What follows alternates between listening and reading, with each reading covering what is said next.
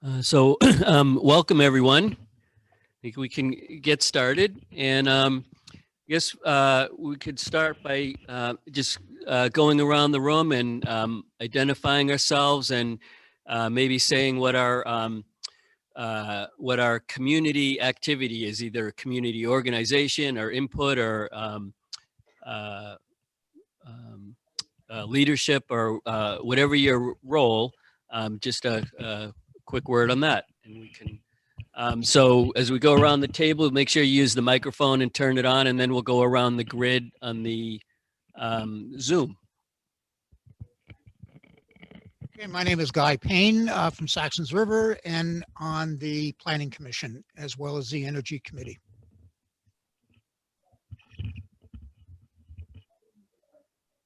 Zimmer, Rockingham Select Board and BIFTA Board of Directors.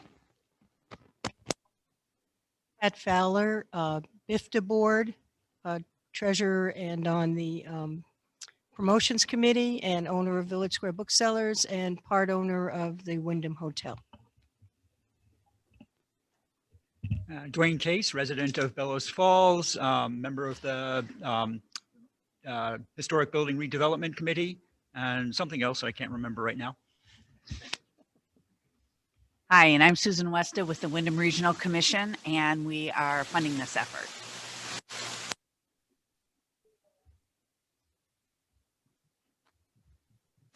Taylor Schulda, I'm here with Stevens and Associates, who's participating in this.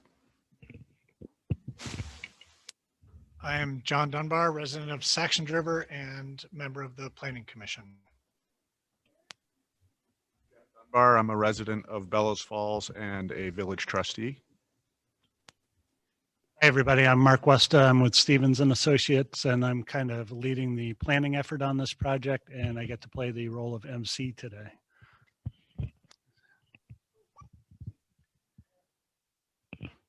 Hi, Sarah Lang. I'm with the Brattleboro Development Credit Corporation.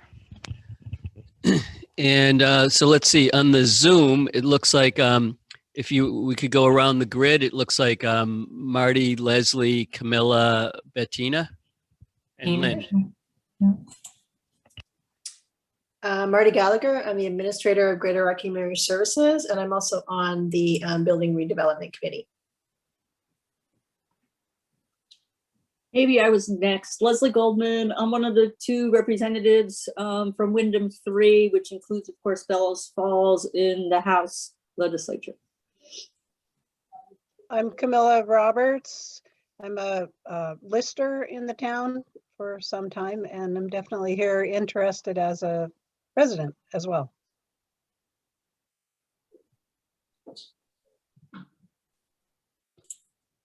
Hi, I'm Bettina Ames. I'm with Novus Group. I'm a qualified environmental professional working with Stevens Associates on the area-wide planning, and I'm looking at most of the things from sort of an environmental and brownfields perspective.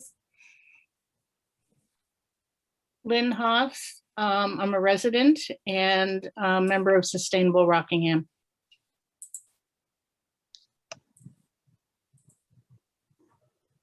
Thank you everybody for coming.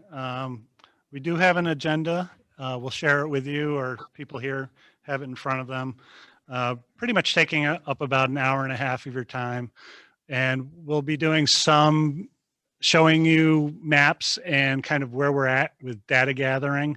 And that will include just sort of general planning ideas, and also Bettina talking about some of the environmental issues specifically.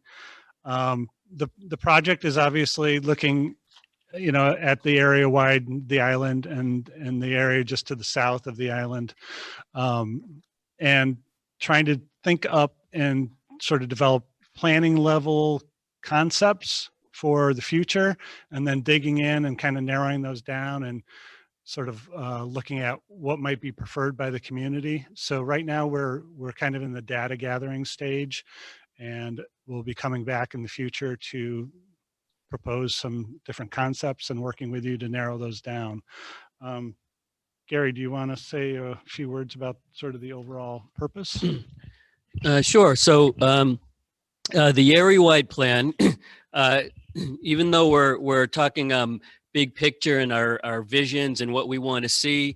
One thing about the area-wide plans is that they are implementable. So unlike a lot of feasibility studies, looking at like a Bennington area-wide plan, St. Albans, those all turned into projects that were funded and implemented. And so the goal of this is after 3 months, there'll be a couple of more public sessions as we move through, is that we have a project that's implementable, and 5 of our sites on here will be redeveloped. And so thanks for your time and participation. Right, so I'm going to ask Taylor to share the screen. One thing that is important, you know, these hybrid meetings, we're getting sort of good at them, but not really. So, you know, please feel free to let me know if you can't see something, if you can't hear somebody, and we'll try to fix that as we go. This is a simple base map of the study area. Hopefully you can sort of see Bridge Street on there, Island Street. We have it, so we have some base maps where the image is much darker and clearer, and we have some of those in front of us. But the reason we kind of start off with this one is because we are going to make some notes on top of it and talk to you all about that, and ask for your input. As we go here, we'll kind of go through a series of maps. I'd be happy to clarify or discuss them a little bit, but we should probably kind of make our way through the maps and then have a little bit of time to, you know, talk about all of the information that was presented instead of sort of stopping at any one of them particularly. After we do that, and we feel like, you know, we've kind of talked about the maps, we want to get your input on some of the uses and, you know, concepts that might, you know, you'll be looking for in the future, things that we can start to plan for and use as, you know, sort of anchors, if you will. Mark, can we ask the folks who are online to mute themselves when they're not talking? Yeah. Please. Sorry. There's a number of you who are not muted. Thank you. Thanks, Sue. All right, so Taylor, you want to jump to the next one? And if you could scroll up a little. Yeah. So you can't, we're going to kind of focus on the legend there. Oh, actually, never mind. There's a better version, but we can't fix that now. We'll just move along. It's my fault. So this is really looking at some of the bigger assets that are available to the study area.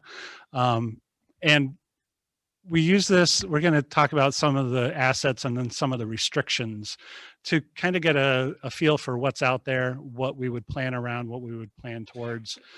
So number one is the power canal.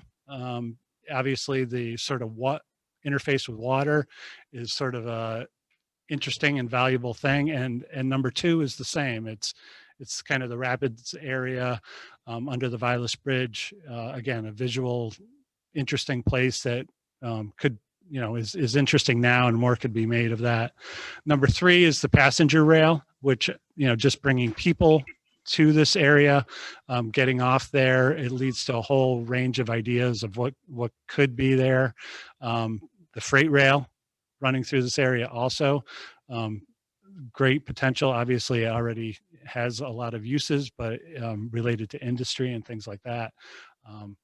There's the Waypoint Center that is very welcoming to people and, you know, pretty well known and attractive. There's the whole series of bridges, the Depot Street Bridge, the Vilas Bridge, and the Bridge Street Bridge.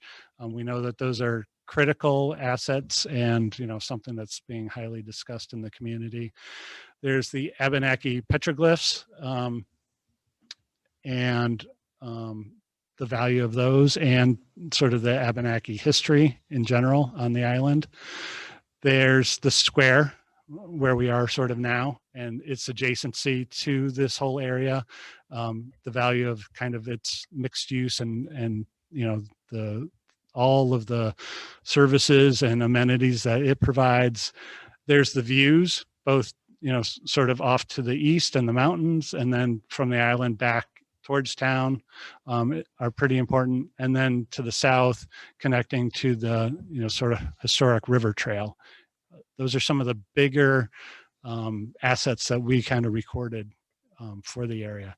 I should mention that we went on a very nice site walk about a month ago, and many of those things were, things that we saw and took pictures of and are going to value in our planning study. Are there any kind of questions or clarifications on those at this point? Yeah, I had one question. Emmett Dunn. I was just curious for the Waypoint Center, which is number 5, if you're including the parking lot, which is sort of like a park, on that side of the bridge where you put the 5. Yeah, I think one and the same. The Waypoint Center is technically on the other side of Depot. Right. That's its own thing that in the very near future will need to be redeveloped with the issues of the age of the pathways, the seats, the tree size of the trees, the pavement, the curbs. So that whole area is goes with number 1 as your really nicest canal side area in a way. Mm-hmm. And perhaps it should be a 5A or something, but they're kind of interestingly, I think that should be noted sort of separately in a way. Okay. Yeah, I think that's a good point. By 5, I sort of meant both of the parking in the small park and the building itself. But you're right, they are somewhat distinct. So that's a good note. Taylor, you want to go to the next? All right, so this one is a little bit more about sort of visual assets, or if you will, sort of placemaking things that, might attract people just for like the visual character. So this includes the railroad. We know people come here just to sort of see the railroad and, interact with it. And, there's a lot of excitement around it. There's the train station and the bus station area, 2 and 3 there. There's the Creamery building, which has a lot of sort of visual and historic value, the Vilas Bridge, the Waypoint Center again, the studio space, number 7, and then 8. I don't know why that word got removed, but then also the Upper Mill, that kind of whole area. All of those buildings have interesting kind of visual character that works out pretty well. The Lower Mill, lots of history and visual quality, although in some disrepair. There's the post office, and then 12, the kind of historic mill area down below. So these, unlike, the line between what we were just looking at and here, there's not a great distinction, but we kind of felt like separating these out more as kind of visual character that really add interest to the overall site. Any thoughts on this map, things we might have missed that are important to the visual character?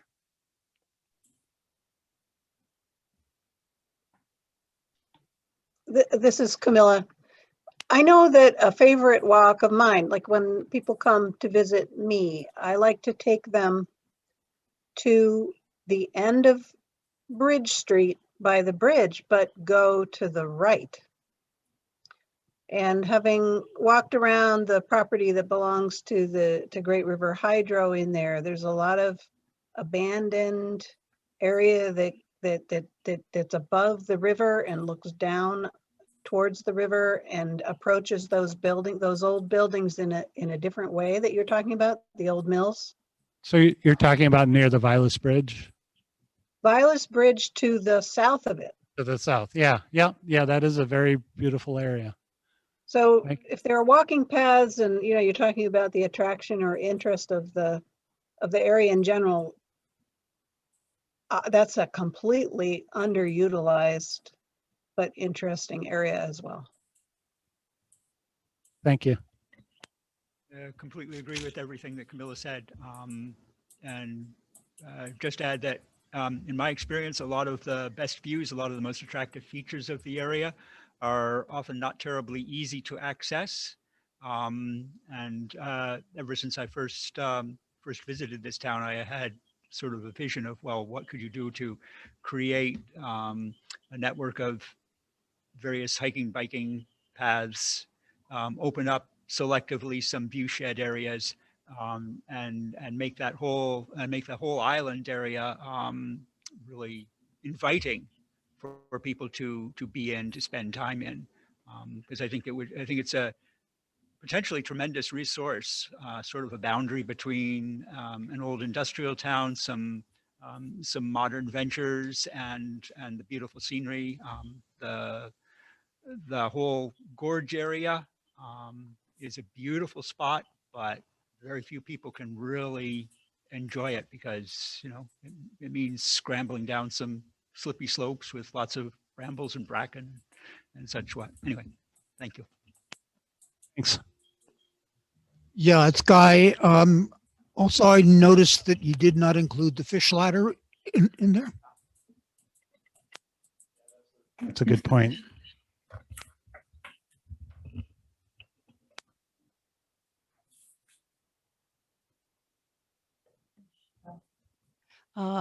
I have a lot of tourists that come through the bookstore, and it would be nice to have some way of being able to show them all on one document where everything is.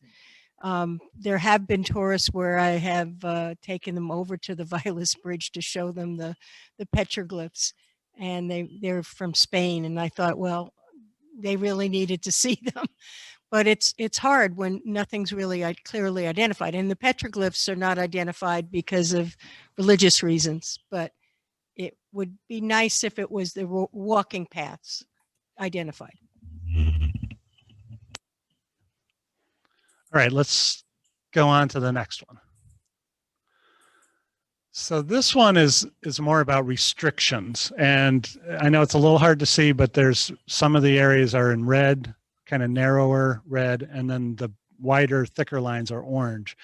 And the distinction is that red are things that we really feel like are never going to move. You know, we pretty much need to work around.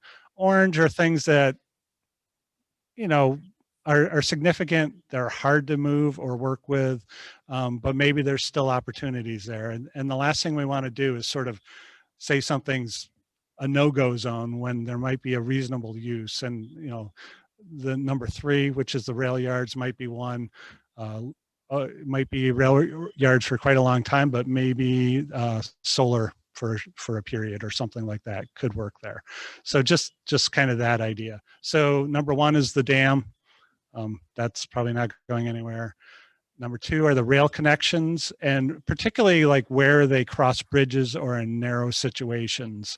Those are pretty fixed. Whereas number 3, you know, you kind of see a line for the rail through the rail yards. You know, possibly if it really allowed for redevelopment in that zone, we could somehow convince some moving of that rail line or the property line.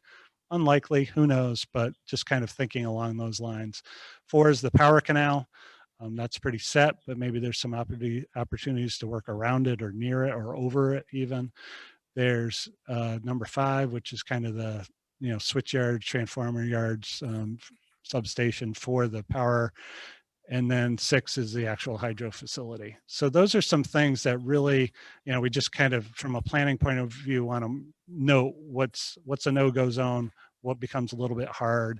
And then the interesting thing is you see a lot of the land is not kind of restricted. Now, Bettina is going to talk more about the environmental hazards, and, you know, those are definitely impacting many of these sites. So when we get to that, she'll have some other things to say about that. Any questions about this map?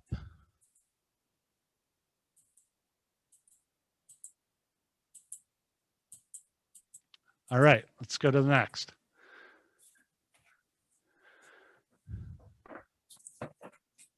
And if you could mute, if you're not muted out there. So this is really kind of showing buildings and private property, not so much the property lines themselves, but the buildings that are on private property. And, you know, sort of giving a sense of the density of the buildings, the fact that we need to respect, you know, the property ownership, even though we will be suggesting in our planning studies, you know, possibly changes to some of this. We still recognize that private ownership exists and it's important. And, many of these are very important buildings to the community. So while we might be working with them or around them, we know they're there and we know they're important. So any questions about this map specifically? All right, keep going. All right, so this one is just kind of getting at, based on all of those kind of restrictions and information, we're starting to see sort of these zones of potential thought or development. When we look at a large site, it becomes a little hard to really see your way around it. But when you start to break it down a bit, you can start to think, okay, well, here's some different zones. So this includes sort of the rail yards to the north of the main line, if you will, the rail yards with, the actual kind of bus station and rail station and some of the areas that's used for parking, the Waypoint Center area. There's kind of the D zone, the center of the island that's out there. E is Coda and Coda. F is really right along the canal and the area along it. G is kind of the upper mill and the lower mill area and those kind of those lands that might kind of view that we just talked about, the river and the nice walk. And then H is kind of the land that connects to the riverfront trail. So these are sort of zones of interest, and we could combine these. Many of these, or some of these at least, probably won't change significantly, but it's a way of kind of breaking it down and thinking about it. So any thoughts about that? All right, so I think we'll let Bettina talk a little bit about some of the environmental constraints. Thank you, Mark. Can you go to back? Yeah, yeah, go back one. Yeah, thank you. So as part of our effort, we wanted to take a look at just the overall area from sort of an environmental standpoint, thinking about future reuse, redevelopment, and what might be involved on the various different parcels. So first, looking at sort of the lay of the land, this 47-acre island, we've got a lot of parcels, almost 44 of individual parcels, but they really vary in size. So we have a lot of very small ones. We have some kind of in between size, like 1 to 2 acres, which are a reasonable size for new construction or redevelopment. And then we have a few parcels that are quite large. And that's important because sometimes when you're looking to maybe attract even a new business or a new entity, they do have to consider parcel size and whether or not they can make their business work in a footprint that's available. Sometimes though, we're also looking at, ownership's important, and one of Mark's previous slides looked at the private ownership, but the public ownership is just as important.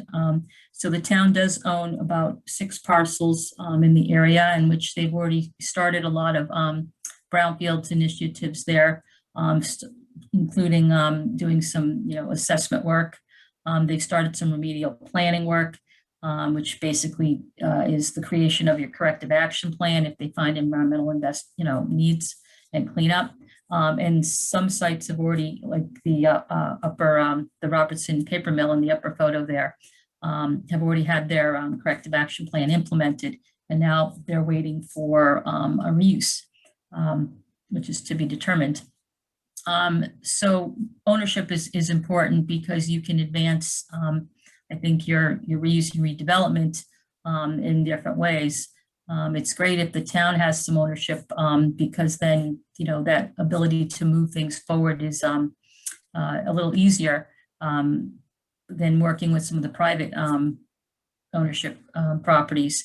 But there might be some opportunities there on the private side if somebody's willing to sell a piece of land, subdivide a piece of land to create, more usable land for a potential, new scenario.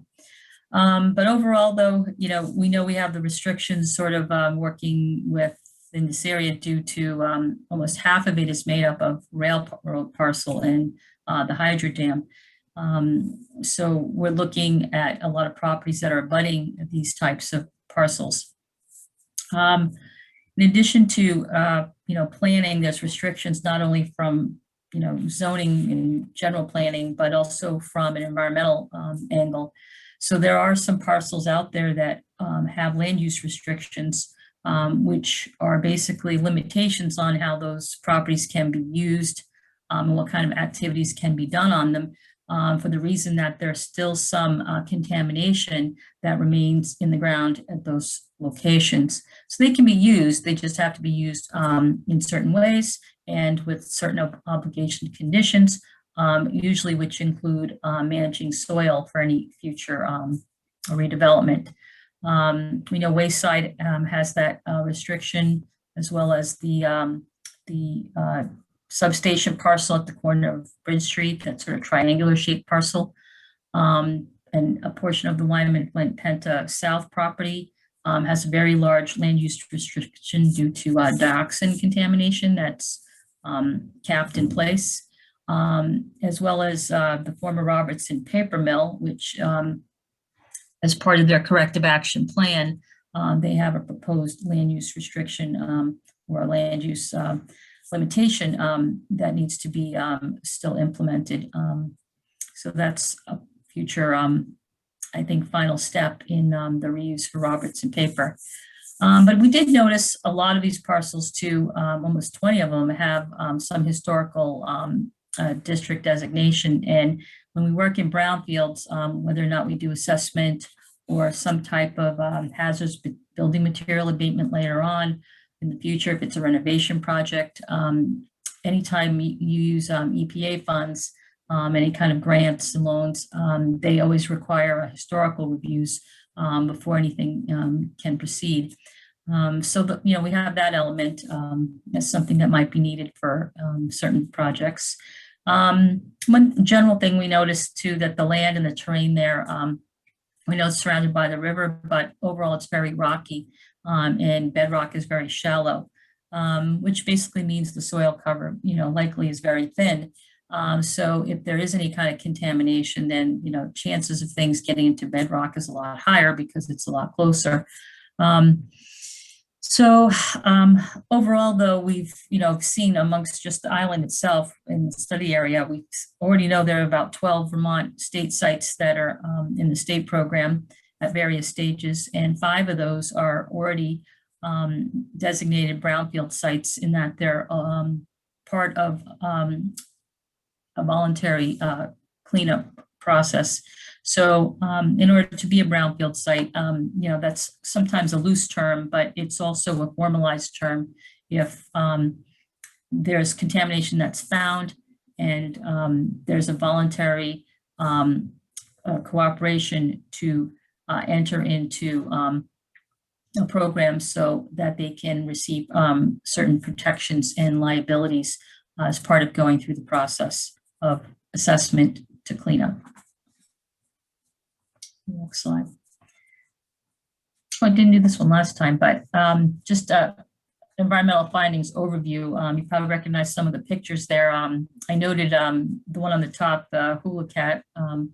There was someone in the previous session who mentioned this particular site, but I did read in some of the literature that I was looking at that a lot of people see this as the gateway property to town, and it's a little bit of an eyesore. And it'd be nice to have some visual improvements to it.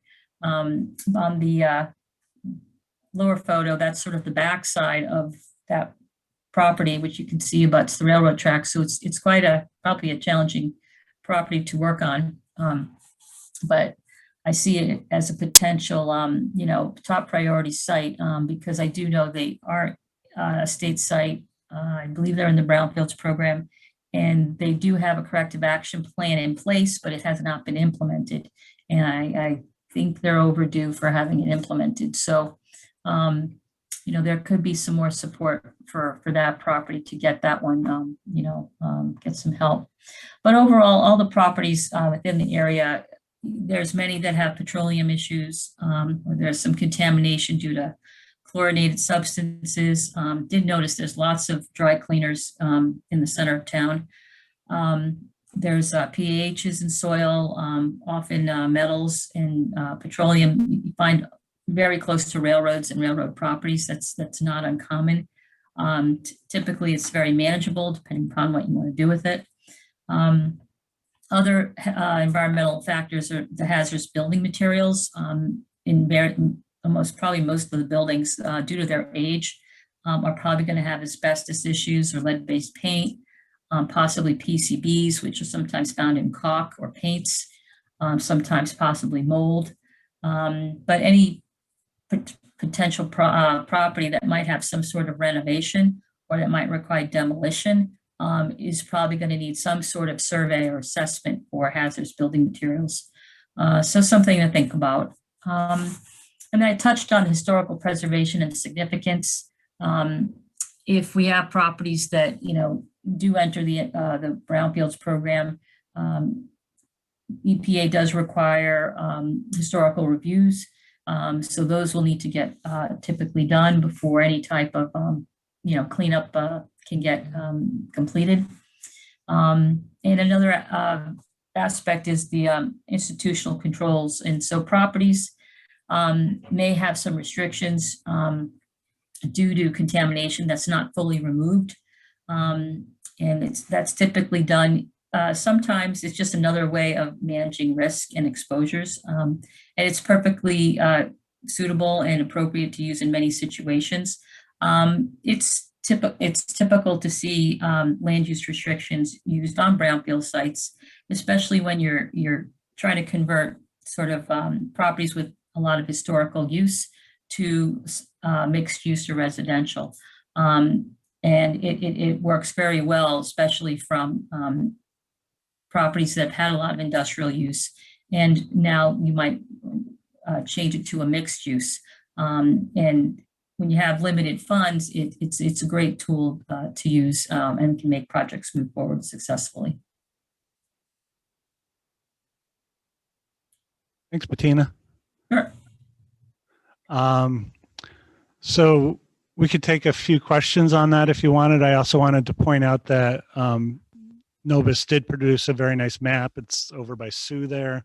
That as we wrap up later, we could look at it more and talk about it. It's definitely be part of the project as we move forward.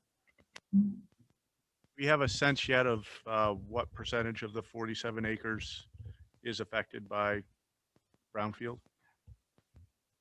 Haven't calculated it, but there's 5 sites. I'd have to look at those individual acreage to tally that up, but I'd have to quantify it. I haven't quantified it. I wouldn't say it's, I'd say,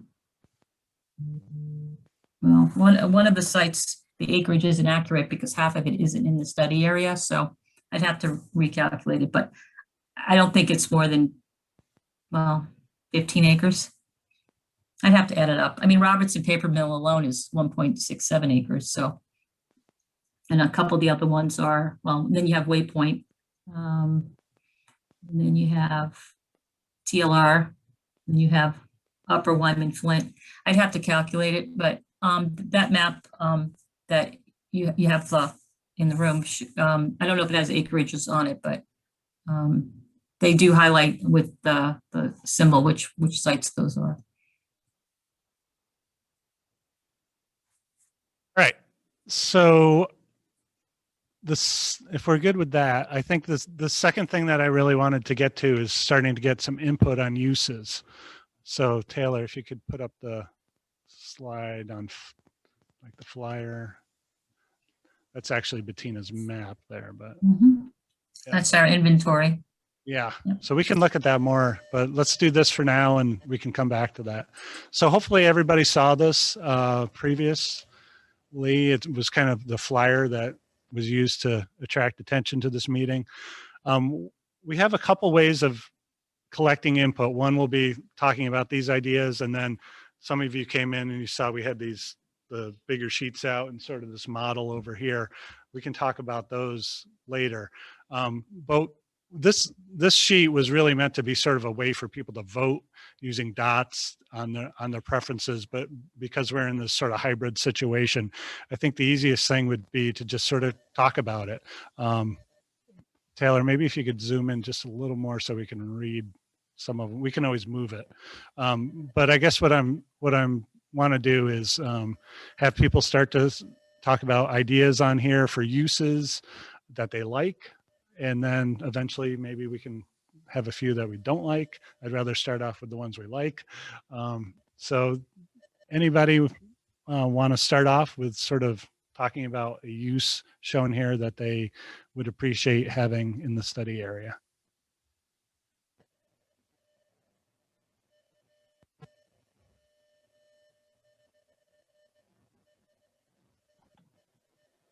I guess one stands out for me, the Abenaki cultural experience up above. I've been interacting with Abenaki people from the area, the Elnu Band.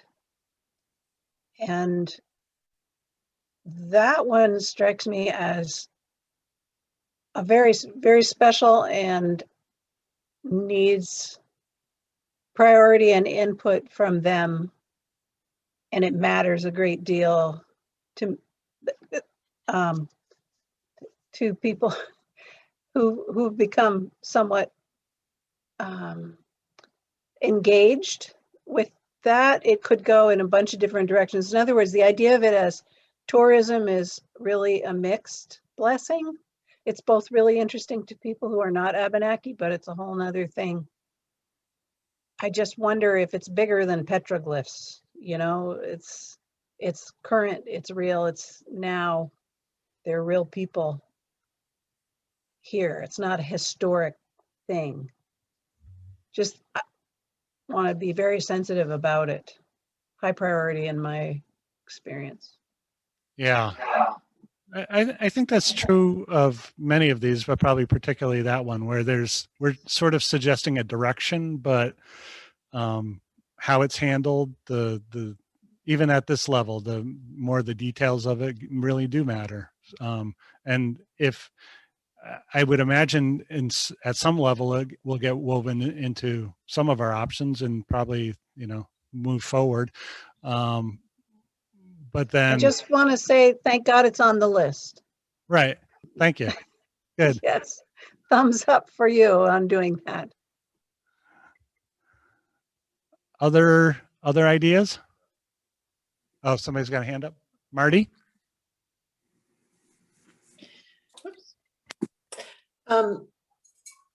Yeah, I'm very intrigued by the whole idea of views. I mean, I think that when we live locally, we very much take the beauty of our area for granted.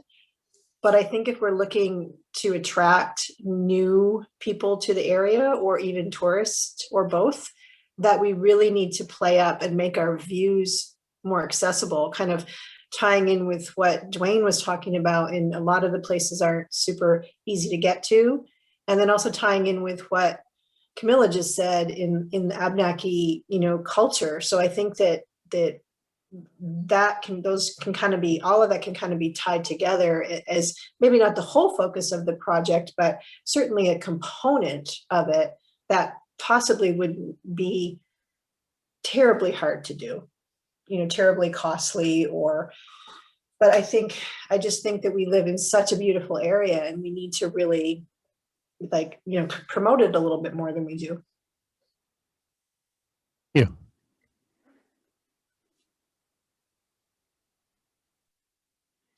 Who else wants to go? Emmett Dunbar. I think it's interesting that the two things spoken about were view and underneath that it says cultural experience. Cultural experience and views, and then the natural places, the gathering spaces.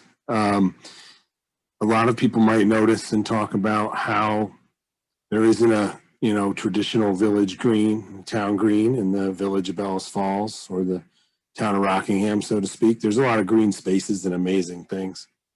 The oldest ski tow and place to ski in almost the country is your town park. That's pretty cool. So anyway, it goes on and on, Darby Lake and all that. But interestingly enough, the map you drew says that the island is the village. And I think a village green there is good. And I think you can have views and gathering spaces and cultural experiences of before, now, and in the future in that space. And I think that it might be hard pill to swallow, but it's okay maybe to put out there right now that with Rural Radio there and with the Robertson Paper Mill space, that some sort of amphitheater or some sort of thing that doesn't create the same kind of jobs or the same kind of return on the investment of that space, but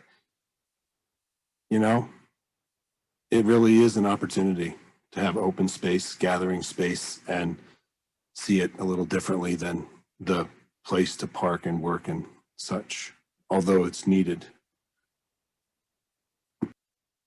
Thank you. I think we might have had one at the table here. No?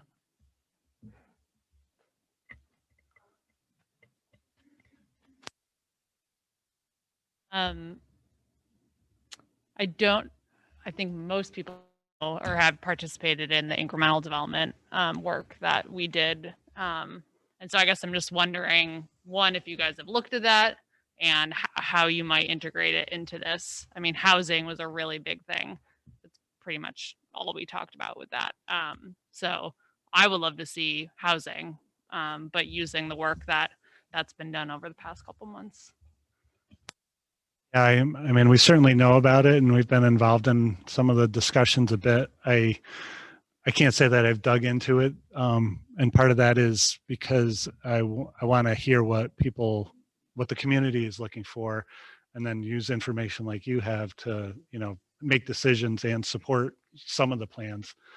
I may have mentioned this a little bit, but eventually we'll do a number of concepts, and one of them, typically the concepts focus on an aspect. So one of them might be quite a bit about mixed use or about housing. Another might be focused more on industry. Another one might be more about walking and cultural experiences. And then the idea is we're taking the best parts of those or seeing how pieces can then sort of play together or work together. A lot of times they don't cancel each other out. They're more additive. So yeah, I think that's a really good point. Okay, Pat again. I just like to see more integration of what's on the square with what's on the island, because right now it's kind of like there's a wall. It might be a parking lot. We might have the Waypoint Center, but the Violets Bridge, we can't send people over there. We try not to send people over to the petroglyphs. Unless they're going to stay further away.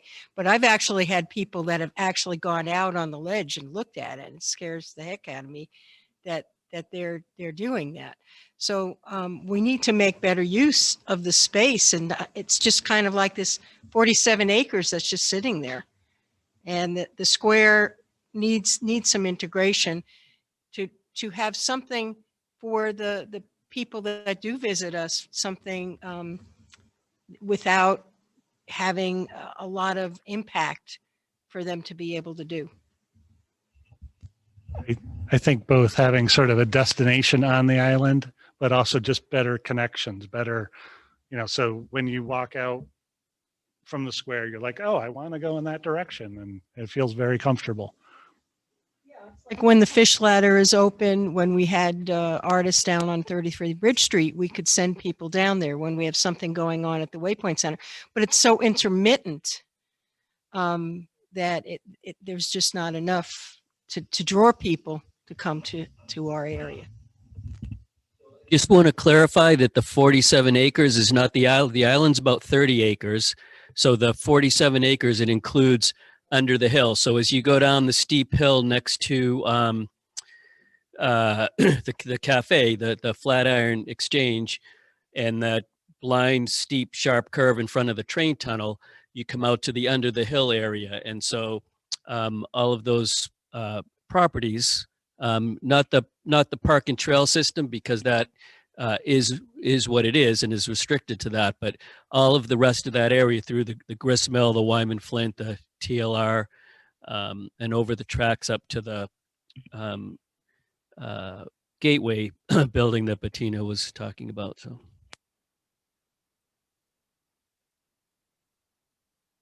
These have all been excellent points. And just to add, I saw on a feed yesterday a reference to the hotel that used to be on the island, quite large, back in the heyday when the town was booming. And I think that, you know, as we develop these spaces, both for those who live here and to attract others into the community, we need a place for folks to spend some time and stay here when they come. So mixing industry, which will hopefully generate some revenue to keep the town going, together with residential for residents, as well as folks to stay for short-term stays, I think is important. And I'm all about the green space and think that we should preserve as much of that and open up the views and get people traveling over to that area. I'm curious to get over there more now. So appreciate that this is happening. Oh, Marty, do you have your hand up? No, I probably forgot to take my hand down. It's just, this is Emmett Dunbar again. I just want to say your zone map, I thought it was really cool how the zone map with the circles that you had driven, well, the shapes that you had drawn, they coincided really well with the areas that that were, you know, more opportunity was there, less barriers. And it was also really showing, because I have also, like Camilla, walked there quite a bit. It was also showing kind of the walking routes. It was like you almost put the loops on there. So maybe one of those incremental stages that Sarah referred to was like a couple basic little signs, or the awareness of the permission to be able to walk certain places and how they're connected. You can make a nice loop with Main Street, Canal Street, the Waypoint Center along the tracks through the parking lot to the bridge, to Bridge Street there. You can do that just like you drew it. So maybe that's a nice little step of like letting people know where you can walk and that there are sort of little loops or something. And, you know, because you all know the property boundaries, trespassing, non-trespassing, safety, not safe, whatever. And it's sort of a no man's land over there. And maybe some direction would be good and a nice little step or something. Anyway, just to give an idea. Thank you. Yeah, thanks. I think that's a great idea. Both, you know, that the shapes are maybe leading to a direction, but this idea of, you know, small steps, things that can be accomplished fairly easily. Maybe you create a map, maybe you do something on the ground that signifies this is the way you go. Maybe you put some signage there. Yeah, those are all things that are pretty doable. Ask a question. I see battery storage and power related are on there, and considering renewable energy directions and, you know, the terribly important development of energy that is renewable, which the hydro is. It's not fossil fuel. It's definitely, being hydro, a plus. But of course, battery storage, I can imagine as that develops, there could be a lot of pressure to place batteries, huge battery banks in a location like that. I'm wondering where that symbol came from. Is it coming from the hydro, or is it, I mean, batteries are also potential contaminants and they present difficulties at the same time. I would like to take that. We did reach, the town did reach out to Great River Hydro about the possibility for battery storage in some of the dilapidated buildings next to their plant. They have a in looking at this type of scenario, they really strongly support renewables and indicate that solar is intensive, but the battery storage is really dense. There's a lot of power that can be stored in a very small square footage of land. So they support that and would would like to make use of it. I guess that's part of being there. Inside existing buildings, did I hear that right? Well, no, so they I think it Connex boxes. I mean, they have a formula. You can lithium ion batteries, and they have them in a lot of places nearby. You could Google it. I'll find a link and send it around. But they're it is something that's easy to see what it looks like. Very renewable and fits with this type of land mass in proximity to the power plant.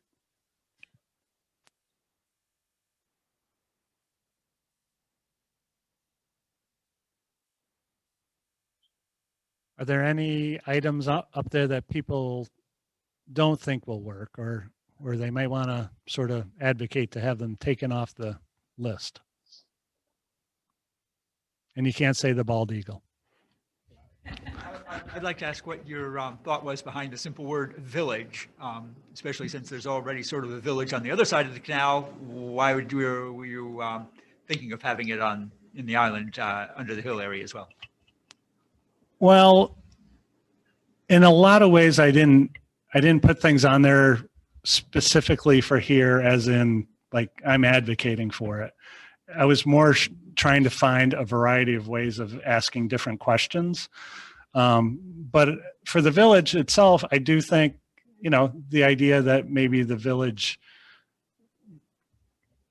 gets bigger, so it's not a new place that takes over, but it's an expansion of existing. Yeah. But, you also see things like town there, as in sort of a downtown. You see mixed use, you see housing. So it's sort of a way to ask a question, I guess. It's interesting. I'm not sure that the economics and the population and interest would really support a significantly larger downtown than what we have. We ought to probably try to focus the efforts on revitalizing what's there as a downtown center, but certainly to include the island in some way as sort of peripheral to that, or as a way as an adjunct. Can't really say leading into it, since you have to go through the downtown area to get to it first. But buildings, businesses, residences, if there are going to be any, perhaps less densely packed, more widely spaced, might be a way to incorporate the village idea, but with a different sense of place, so that you're specializing in easy walk-in, walk-out shops in the current downtown area, and something else. And I do like the idea of being mixed use as much as possible. It would be wonderful if there were small businesses or light industry that could make a financial viable proposition for themselves and for the community in that area, as well as allowing that could help to pay for some of the more aspirational ideas that we've been talking about views and walking trails and park areas and so forth. So it would be quite interesting to look at the whole island as kind of a unit, as you've been doing, and saying which areas are good for which kinds of uses and how can we encourage those uses there. Now, I don't know how that mixes with all of the current landowners and their own individual interests. That's perhaps a sticky wicket to get through, but just an idea. I was just thinking about events and how events can transform spaces. So the idea of a green and having, whether it's industry around a green or a green that's around industry, but I was thinking of Providence, Rhode Island, and the canal that goes through Providence. And I don't know if I think it's called Waterfire, where they have the torches in the canal, and at night, folks are walking along the canal. There's music, there's art, there's sort of displays where after the industry of the day is contributing to the life of the village, sort of life continues on in an alternate way. So that could bring some vibrancy and vitality, I think. Something similar.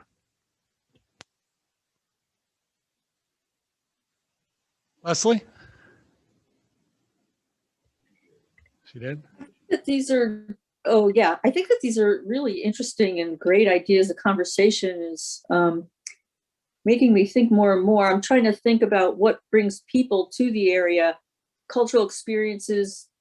You talked about Abenaki, but I'm also thinking about, an opportunity to bring for an event space of some kind to the island. What brings business to town so that people want to stay? I'm not sure what industrial means, I guess, in corporate headquarters. And I was thinking about that. Is there an economic opportunity there, or do we not really have that? So I'm just wondering about what brings people to town to stay. And that's what I care about. Thanks. When we look at the historical uses of the island, we see a point at the third quarter of the 19th century where it was very mixed use. We're more familiar, we better remember the time when the island was heavy industrial, which developed at the end of the 19th century, but there was a time when it was more in transition, where it was a mixture of light industry, transportation, housing and lodging, all types of business and commerce, much more diverse. And I think that the communities of the future are probably going to go more towards that diverse economy. It leads to greater resilience, and it's more environmentally friendly. And maybe less of the very segregated commercial and industrial sites and housing and such, but more of a more mixed use space. To add on a little bit to that and some of the other comments, just thinking about places that many of us like to go and visit, and you think about the, whether it's Providence, Rhode Island, Burlington, Vermont, whether it's some smaller towns, the places that we tend to enjoy are the places where there's so much in a small space, and it's live, work, and play. All in that location. And I look at the spot and just think about how in a very small area, there is so much that's there from the cultural perspective that we've talked about. And you have the hydropower plant and the canal and so many other things in this really small footprint. And it's right next to our downtown center. So, just thinking about the housing piece and the parks and things like that, it would feel like a shame if the place is just active during only a portion of the day and then becomes empty because we didn't put housing or didn't put recreational spaces. And if we have all of those spaces and it's so closely connected to downtown, then this area of Rockingham and of Bellows Falls becomes vibrant 24 hours a day, not 4 hours a day or 8 hours a day.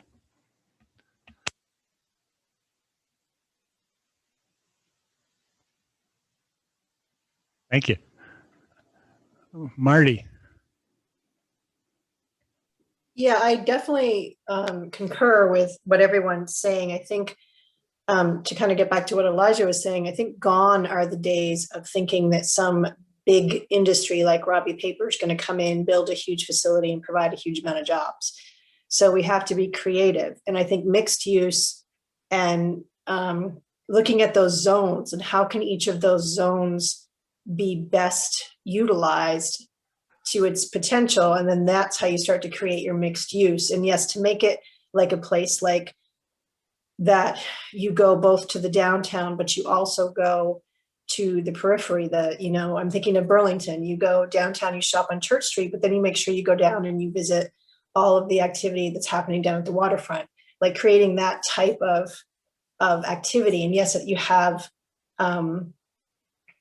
maybe you have some businesses down there, maybe you have some restaurants down there, maybe you have some housing down there. So I think being creative with mixed use is really probably the best path. Thanks. Does anybody have any more thoughts based on this poster? I have No. one more. This is Leslie, if I may.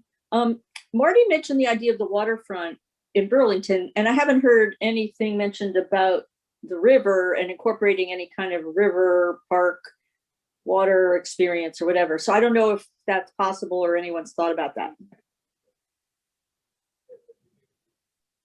Definitely think it could be both visually, maybe getting down near it in a new way, maybe some ideas along the canal, maybe even, who knows, some of the areas around the rail, the views are difficult to the north, but with building heights or other uses, maybe you can make more of that. So yeah, I think there's a lot of opportunity there.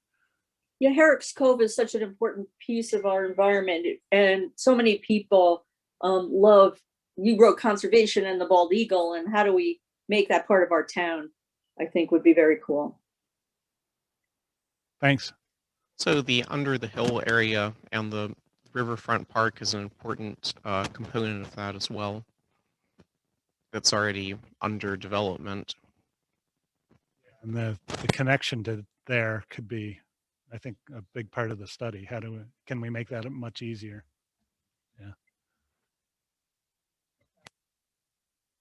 Self and a few other people tried to make a point earlier on about encouraging walkable, bikeable paths and opening up some view sheds in places so that these things could be seen. I think if there's a way, it might take some study. It might be a bit of a challenge in places, but if there's a way to, create easily accessible paths so that people who are interested in seeing various parts of the river, know where they can go and can actually see things, that would be inviting, and it would, keep people from trying to go places they're really not supposed to, like myself.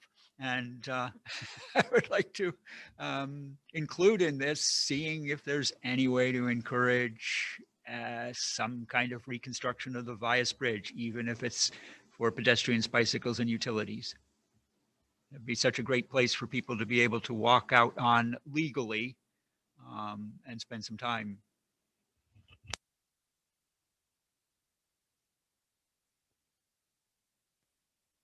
Is people come to look for the waterfalls.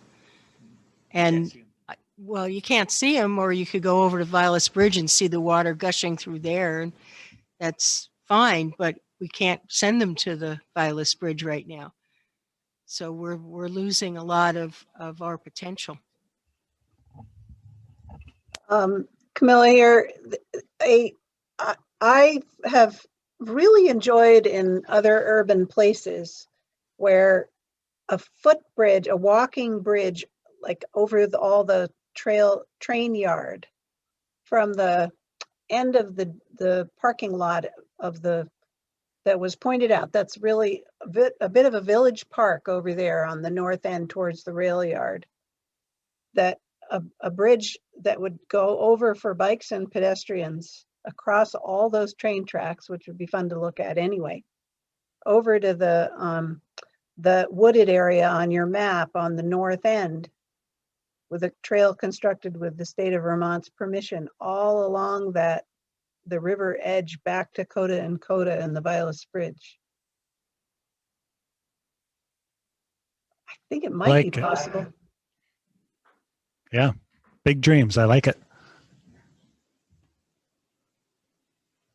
This is Guy. I think one of the things that always intrigues me about the Under the Hill area is you almost feel like you're in Europe. And it's sort of an intriguing place to see what kinds of small things could go in there that are very attractive, that it's tight, that it's old, and it's fascinating just sort of being down in there and how that could be developed into whether it's very light commercial or studio or retail. To preserve those buildings and in that compact area is really sort of a neat opportunity, I think.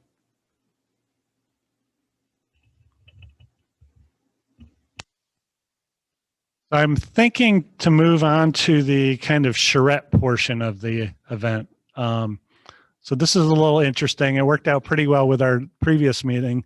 We're going to pull a model kind of into this area and some trace paper. A charrette's, an opportunity to actually sort of draw out ideas and think about ideas, or at least point at things.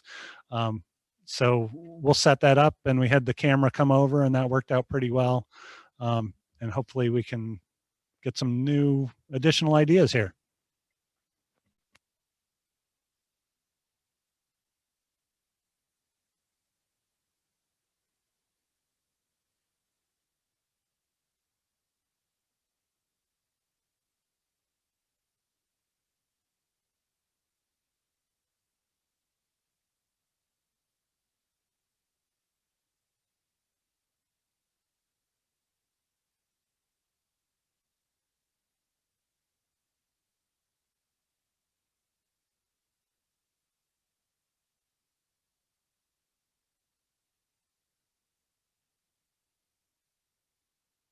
So the idea here is that, well, we at least people here get to stand up and kind of point at ideas, think about ideas. I know it might be a little difficult for people online, but it worked out pretty well last time.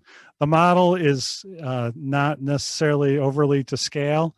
The building blocks kind of just fit. So don't think too much about that, but it helps you get some perspective on the density of development there and where things are. And we'll probably fix this up a little bit as we're thinking about design and maybe start to use it as a way to look at additional design elements.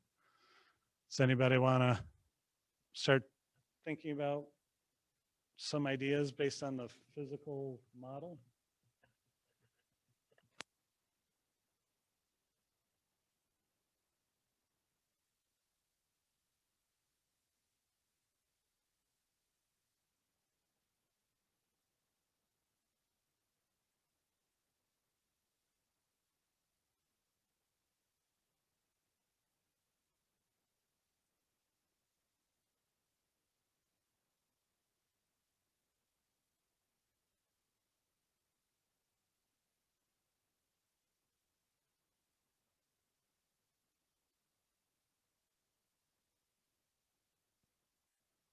Intrigued by the inclusion of the Under the Hill area along with the island. They, seem like two rather distinctly separate areas, and it really pops out when you look down at it from this aerial view.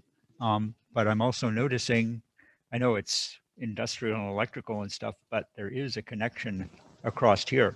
I don't know if there's any way that a trail system that starts down here could cross into that that area. Yeah, I think, that's one of the great things about sort of looking at plans or models. You start to see connections that in real life you don't see them because there's all these things that block that perception, but you see it here.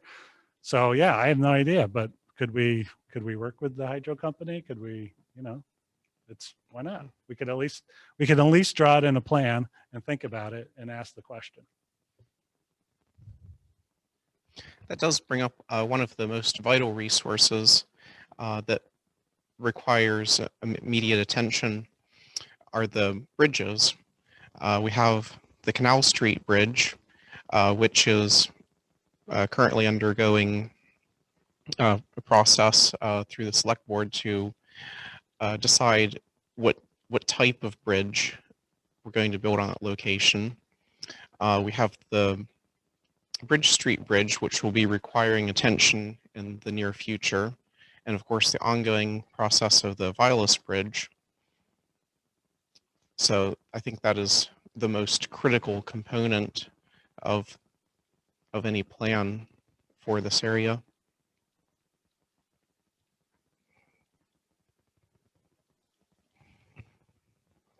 I guess I'm struck by the fact that I've never walked all along the river. There is so much here.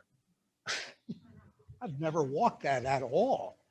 It's probably not easy to walk. North of the rail yard, particularly. Yeah. Yeah. And yet how much of it there is for us to potentially be able to enjoy. Right. Yeah.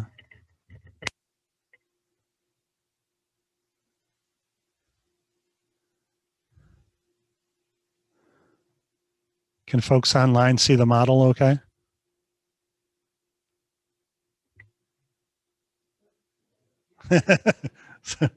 There's definitely space for some biking areas, especially for families with younger children. You know, having a park area and some biking facilities that are easy to get to. I can see that happening, you know, easily. Specific locations you're thinking of on there? Well, they could start at the Waypoint Center where they would be able to leave their car, and then we'd have to figure out pathways. Again, I don't know how accessible this is. I know there's poison ivy everywhere, and we have to, you know, we'd have to have a path going through there. Yeah. You know, something like they have in Springfield. That would be wonderful over here, to be able to have a jogging and walking path, and then that would lead into what we have down below for the Historical Society. Mhm. So the two areas could be integrated and make a larger area. So Right. this could be, you know, a lot of families could have a place to go. Yeah, that's great. Other critical resource on this area are the historic buildings that remain, and time is of the essence because a matter of a year or two can make the difference whether that structure is viable for restoration and redevelopment, or whether it becomes a liability that must be removed and remediated. And of course, most of these buildings are in, portion of these buildings are in private ownership. So, you know, that's a complication, but looking at a broad idea of how this should be developed, that should certainly be a part of the plan. You thinking of any particular buildings or? Well, there are a number. There's, of course, the train station. There's the Lower Mills, Moore and Thompson complex. There's the TLR buildings and the grist mill and the Wyman Flint building as well.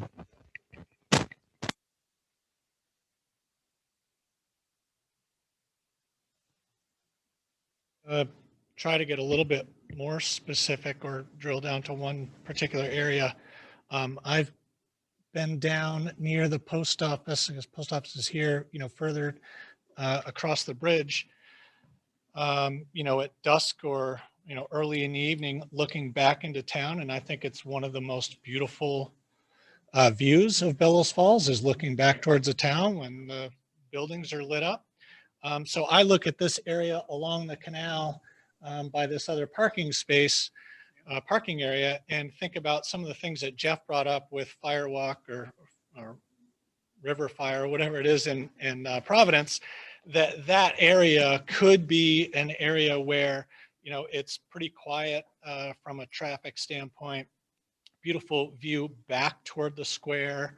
You know, if that were an area that had a pathway right along the canal, it had some spaces that maybe there could be outdoor dining, you have food trucks coming, like that becomes a really vibrant area to just enjoy and look at the, you know, not the visual aspects of looking at the river or anything, which there are certainly a lot around that perimeter and need to be utilized, but focusing the views toward our downtown, which is pretty unique. This is Leslie. If I could ask a question. I'm wondering about, you're talking a lot about families and things, and then Bettina talked about a restaurant, but I'm wondering about something fun for families to do, like mini golf. So something that people would become attached to and want to come back to as a community space. Birthday party at the mini golf thing, or, you know, those kinds of, an experience of that, something like that.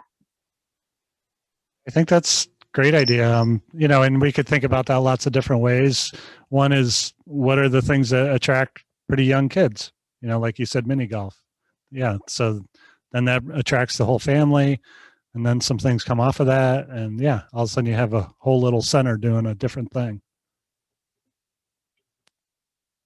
As we're standing here, the canal, the best view of the canal is from the deck of the Wyndham Hotel, and that is being resurfaced right now.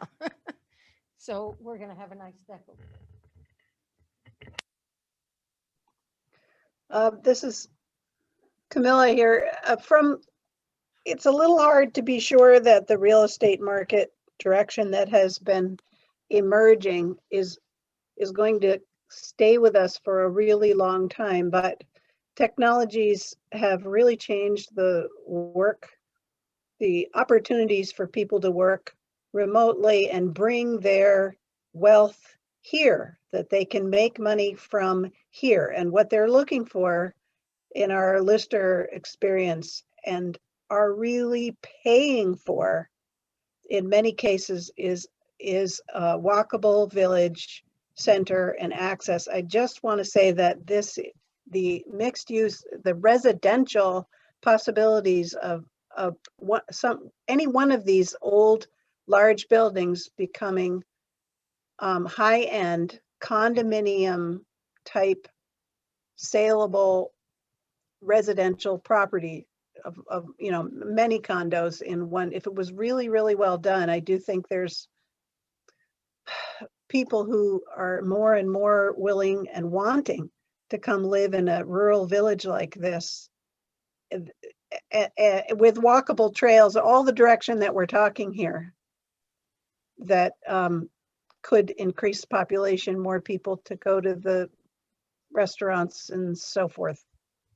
Just the real estate market has really shifted recently, and it's kind of looking like a trend that is longer term. It is not just COVID. It is COVID accelerated what's already happening out there, and remote work trends have really made it possible for people to come here with and bring their jobs with them. Yeah, I think those are all great points. And you know, you look at some buildings other places and you kind of go, well, how did they do it? But they did it. You know, so there are great examples of buildings being, you know, made into exactly what you're talking about.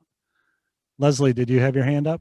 I did. I just want to build on what Camilla just said, was co-working spaces, which seems to bring young people, you know, so they don't have to work at home. They can go to their co-working space and then go home. So build that in too, if that makes sense. Another question? I'm wondering if, Camilla, if you actually see a reversal of the population decline trend from your standpoint. Yes, I do. If things are done to support this, I would give you an example that's right here. The trends in Saxton's River of people moving there, and what they're doing there is towards, well, first of all, paying a great deal more money. So why are they attracted to the village of Saxton's River? And it has a great deal to do with, and they're bringing families, okay, This is all good. This is all the directions that we want, but they're concentrating there. It's because it's such a nice place to live, honestly. It has fast internet. That's huge. Really, really important that the technology of remote connections of all kinds is there. But I think Bellows Falls Village it's on the very verge of so many of the same things, and that everything that we've been talking about is in support of that trend. I'm just asking because we have a lot of housing stock that needs to be rehabilitated in private ownership. That's another tricky task to get accomplished. So I was just curious if we were building new housing in a new place that didn't exist before, is that going to put even more of a pressure to avoid rehabbing some of the old buildings? You understand what I'm saying? And I wanted to make sure that we're not creating a slum one place by building a beautiful area in another place. Okay, I would love to answer that if you don't mind.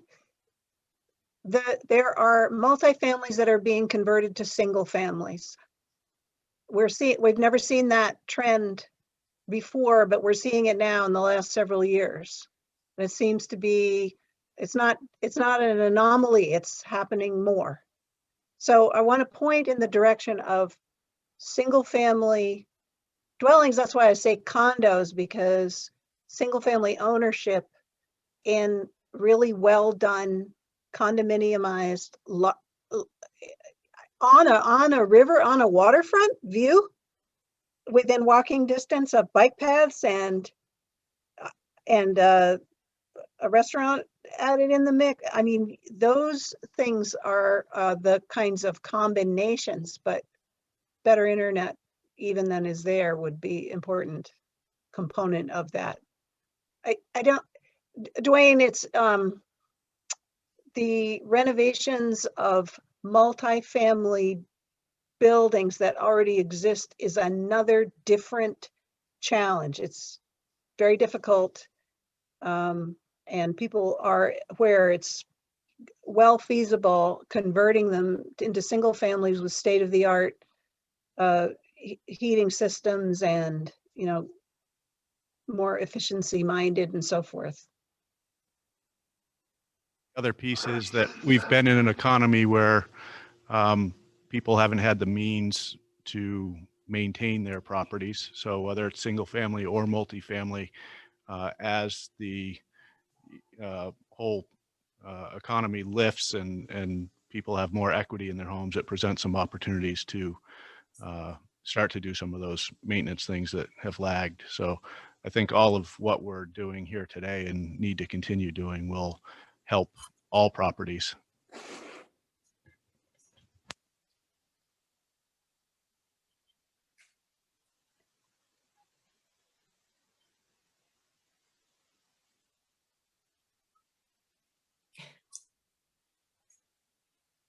Are you waiting for me, Elijah? I'm sorry. Yeah, I would also just point out that light industry can be a part of that mixed use development. It can certainly integrate well with any of the rest of these ideas. What I wanted to say is I don't discount that we need to rehab. We have a lot of housing stock that needs to be rehabbed. And I'm thrilled, Camilla, to hear that people are starting to do that. They're moving here and doing that. I think that I hear consistently in town meetings and in different things that we're losing a lot of our young people. They're going other places. And I think a big part of that is there isn't a starter place for them. The apartments, it's hard to find a good apartment around here, at a reasonable price. And I think the idea of condos, nice, maybe not necessarily high end, but some nice condos, a good starter place for someone so that we keep our young people here because they have a nice place to live. They probably, jobs are becoming more available where they can work from home or co-work spaces. I think that solves, that creates an avenue for us to solve that problem of keeping our our young folks here and staying in the area, contributing to the community, eventually maybe they get married and, rehab one of the houses. But I think having that kind of housing available, it could be huge.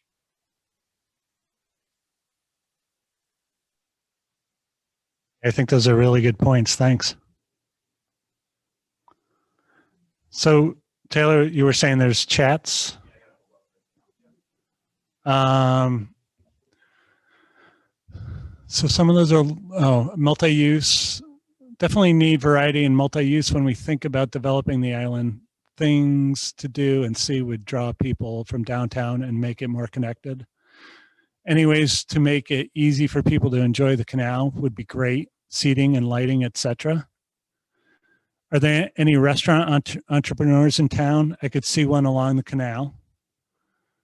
The empty building across the canal near the post office would make a great brewery and views of the water. Nice idea. Any thoughts of turning the train station into an ice creamery place? They have had it at UNH in Durham. Add some mini golf around it. And then comment, nice idea. And we just need things to do and see. Experiences are important. Brattleboro, Keene, Lebanon, Burlington, all draw people away from town. Oh.